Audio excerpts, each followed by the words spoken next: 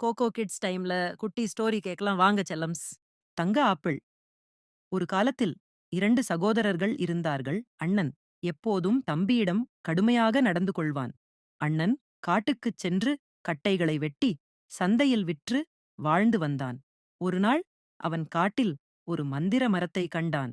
அந்த மரம், "என்னை வெட்டாதே, நான் உனக்கு தங்க ஆப்பிள்களை கொடுக்கிறேன்" என்று வேண்டிக் கொண்டது. அண்ணன் ஆப்பிள்களின் எண்ணிக்கை அவனுக்கு போதவில்லை. அந்த கோபத்தில் மரத்தை வெட்ட முயன்றான். அதே நேரத்தில் மந்திர மரம் கோபமடைந்து அவன் மீது நூற்றுக்கணக்கான முள்ளுகளைப் பொழிந்தது. அவன் தரையில் விழுந்து வலியால் துடித்தான். சிறிது நேரம் கழித்து அவன் தம்பி காட்டுக்கு வந்து அண்ணனை கண்டான்.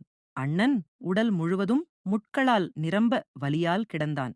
தம்பி மிகுந்த அன்புடனும் பொறுமையுடனும் ஒவ்வொரு முள்ளையும் மெதுவாக எடுத்து அவனை குணப்படுத்தினான். அண்ணன் தம்பியின் அன்பை உணர்ந்து அவனை கடுமையாக நடத்தியதற்காக தம்பியிடம் மன்னிப்பு கேட்டான். இந்த அன்பும் மாற்றமும் மந்திர மரத்திற்கு பெருமகிழ்ச்சி அளித்தது. அது இருவருக்கும் மேலும் பல தங்க ஆபிள்களை கொடுத்தது. கருத்து: அன்பும் நல்ல மனமும் எப்போதும் பலனளிக்கும். அடுத்து உங்களுக்கு என்ன கதை வேணும்னு காமெண்ட்ஸ்ல சொல்லிட்டு கோகோ கிட்ஸ் டைம சப்ஸ்கிரைப் பண்ணுங்க செல்லம்ஸ்.